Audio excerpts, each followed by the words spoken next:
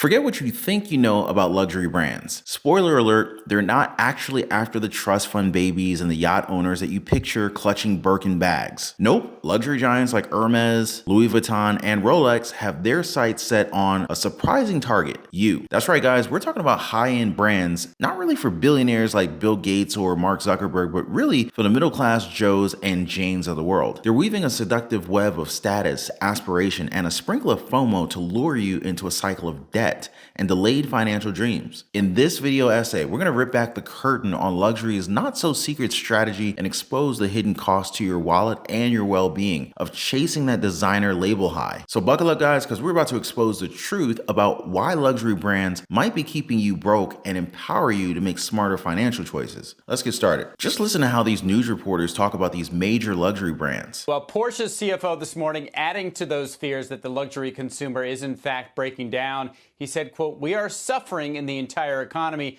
It is also hitting the luxury industry." Those shares of Porsche down 12% this year. LVMH earlier this month reporting sales growth of 9%. Doesn't sound bad, but that was half the level of the earlier quarters. LVMH stock now down 24% from its highs. Company CFO saying, quote, "After 3 roaring years, growth is converging more in line with the historical average." And you've got luxury giant Kering. They've taken the biggest hit. The owner of Gucci and Saint Laurent saw North American sales down 21%. Asia ex-Japan was flat as China's recovery seems to be slowing a bit. Kering stock now at the lowest level since March of 2020. And even Hermes, which beat on sales and is always the strongest of these luxury players, that stock is down 12%. Analysts say going forward, the most discretionary items from the most aspirational brands are the most at risk. And Mel, perhaps the surest sign that the roaring 20s may be ending, LVMH said champagne sales are down for the first time in 3 years. Notice the word aspirational. So luxury brands have an interesting strategy that they're not necessarily aiming for the rich clientele. Marketing teams behind luxury brands openly admit that their target audience is the middle class, individuals who aspire to exude an air of affluence. Think about it. Top tier quality, fancy labels with an exclusivity that sets it apart. That's the recipe of luxury's allure. But really, it's not just about owning these things. It's about the feeling that they represent. So according to Wall Street Journal's Justin Lahart, solely targeting the super rich is not a sustainable business model for luxury brands. The mega rich population is relatively small, and they've most likely already been buying luxury products. Instead, brands aim for the aspirational middle class who crave a taste of that glamorous lifestyle. By keeping prices just out of reach, they create an almost there feeling that fuels our desire. Suddenly, a designer bag isn't just an accessory, it's a symbol of success, a status symbol, a cheat code to social status. And it's true that wealthy individuals do indulge in luxury purchases from time to time, but they don't use their savings to get the latest designer. Instead, they typically use their discretionary income, meaning their extra money, not from their earnings. For the rest of us though, luxury gets tricky. We're not cruising on private islands, but suddenly that designer scarf whispers promise of status, a shortcut to feeling like we've cracked the high society code. It's all thanks to a little psychological trick called price value bias. The higher the price tag, the fancier the item must be, right? And maybe, just maybe, a bit of that perceived glamour rubs off on us. The problem happens when someone uses not just their income, but also their credit card to buy these luxury items just to keep up with appearances. Now, as you can imagine, this does not really help with their financial well-being. I remember this 90s Disney movie called The Blank Check. There's this kid who gets a blank check as compensation after a mishap and cashes it for $1 million. Now, as you can imagine, he enjoyed the heck out of the money and lived lavishly. That is, until the money runs out. Sure, one lesson there is, when someone gives you a blank check, you write down more than $1 million.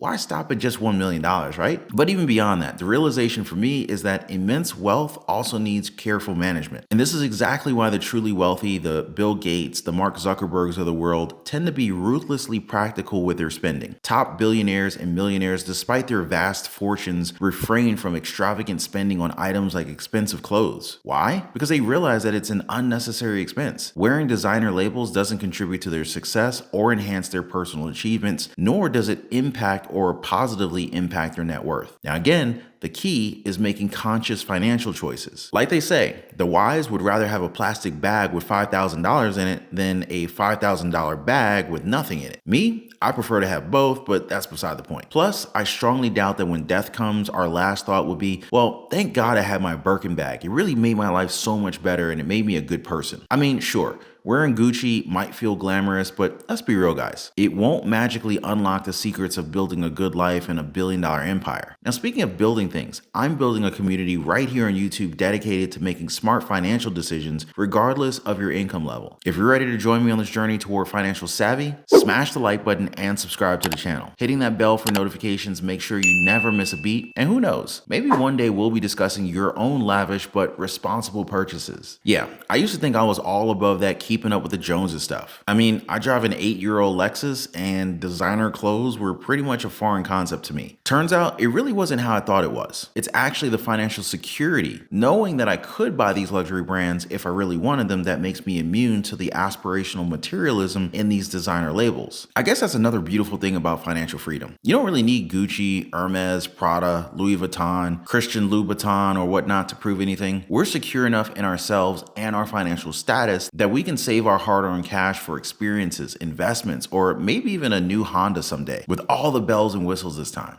Nah, I'm just kidding. Or am I? But here's the thing, guys. For people living with the pressure of inequality, it's a different story. When your place in the social ladder feels precarious, every purchase becomes a statement. Suddenly, that flashy logo isn't just a brand, it's a shield, a way to shout, I belong here, even if the bank account groans in protest. You'd be surprised. Even those in the relatively well-off positions in the low-income neighborhoods, they worry about being perceived as poor, so they invest in pricey, conspicuous items just to ensure that their faux richness is visible to outsiders. It's not just a hunch either. Researchers have noticed that folks in places with the bigger wealth gaps are more likely to Google luxury brands than the comfy sweater wearing counterparts in egalitarian havens. Mississippi searches for Ralph Lauren more than Iowa, and in New York compared to Nebraska. It's like the wider the chasm between rich and poor, the louder the whispers of buy luxury, fit in become. So here's a map of the United States showing income inequality. And here's a very similar looking map showing the relative frequency of people searching on Google for Ralph Lauren. But hey, let's be real here for a second. Judge a book by its cover? Easy to say when you've got a first edition hardcover. Flashy sneakers, designer handbags,